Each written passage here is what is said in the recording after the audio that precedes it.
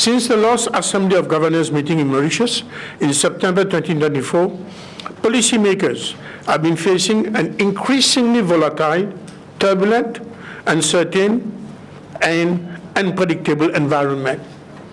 In fact, I call it chaotic environment. The geopolitical risks that were present earlier have transmuted into a trade and a tariff war. With the imposition of tariff, the trade protectionist measures have sparked a chain of retaliatory measures worldwide, which could lead, among others, to geo-economic fragmentation, higher inflation, decreased trade flows, and lower economic growth. Africa, our continent, which is already facing declining official development assistance flows, could be exposed to further challenges as exports could also be impacted. As trade is largely denominated in US dollars, its dependence could exacerbate depreciation, leading to higher import costs and difficulty in servicing foreign-denominated debt. Although a reprieve was provided with the latest announcement by the US President on trade negotiation between the two largest economies, we are still not out of the woods, as there is still considerable uncertainty. Delivering on our mandate for the benefit of our respective population become much more difficult. As a former Minister of Finance, I've always emphasized the need for sufficient buffers to withstand external shock and climate changes. Unfortunately, many countries are operating with tight buffers, which could limit policy flexibility and policy responses. We must therefore prioritize the rebuilding of buffers at all costs. In the current situation, we can take this as an opportunity to accelerate regional trade, cross-border investment, and deeper integration within the continent. I see the African Monetary Cooperation Program and the establishment process of the African Central Bank are on the agenda of today's Bureau meeting. These two projects are salutary for us, Africans, and we should collectively ensure that they come to fruition. A third one, namely the setting up of a regional credit agency, is expected to be operationalized by next month and supported by the Africa peer review mechanism. I commend the African Union for this initiative, as it was high time that we have a regional credit agency that understands the specificities of Africa at the grassroots level. In the meantime, we also need to optimize existing arrangements that are operational. I cannot but underscore the African Continental Free Trade Area, which is a formidable tool for regional integration. However, it is not being fully utilized due to challenges like infrastructure deficiencies, inadequate transportation networks, and border facilities.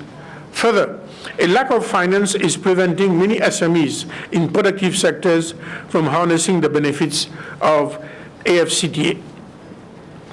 I urge authorities to work towards reducing the bottlenecks, as trade remains an important vehicle for economic development. At such a juncture where Africa has the largest youth population globally, these measures will promote employment opportunities for our population. Ladies and gentlemen, Africa has many bankable projects, but lack of finance is a major hindrance. Official development assistance to the continent has been on a downward trajectory. We will have to stand up on our feet to mobilize finance by carrying out the necessary reforms to attract institutional investors and to increase domestic resource mobilization. Confidence and integrity of our financial system will be paramount to the mobilization of private capital. It goes without saying that strengthening of AML-CFT regime, adoption of international standards, and up-to-date legislation will be key consideration. At the level of the Bank of Mauritius, we subscribe to these international standards and best practices. We have carried out a national risk assessment, and the report was launched earlier this month. Our legislative framework, which dates back to 2004, is also in the process of being overhauled, taking into account the latest development. While we embark on an ambitious set of reforms to promote regional agenda, this initiative should go hand in hand with the modernization of the payment system to make payment fast, efficient, credible, and affordable. The Bank of Mauritius already hosts the regional payment and settlement system for the COMESA region. We have reached out to to PAPSS to see if our two systems can be connected with Mauritius and WOM acting as a payment and settlement provider.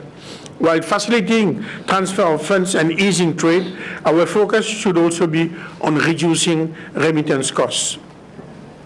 We are currently in discussion with the Reserve Bank of India to explore the feasibility of introducing Indian rupee as a settlement currency. Similarly with China, to use RMB as a designated settlement currency.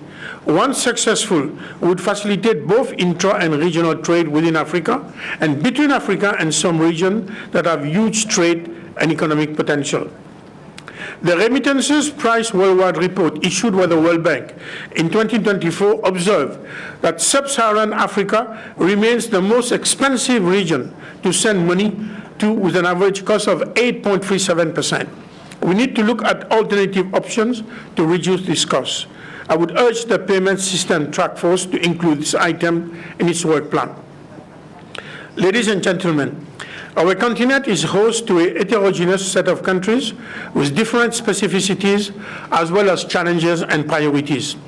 We are at different levels of development and sophistication of our financial system.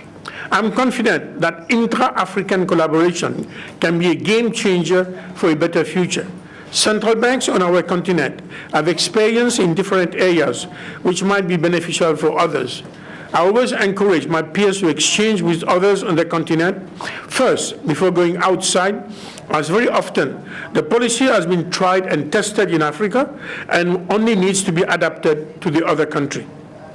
The Bank of Mauritius was pleased to welcome staff from some other central banks for study tours in different areas, as we already have experience in them. The different regional fora provide a wealth of opportunities to interact, exchange, and come out with possible solutions. Participants should make the most of these opportunities. We are fighting the same battle, and a constructive collaboration is the way forward.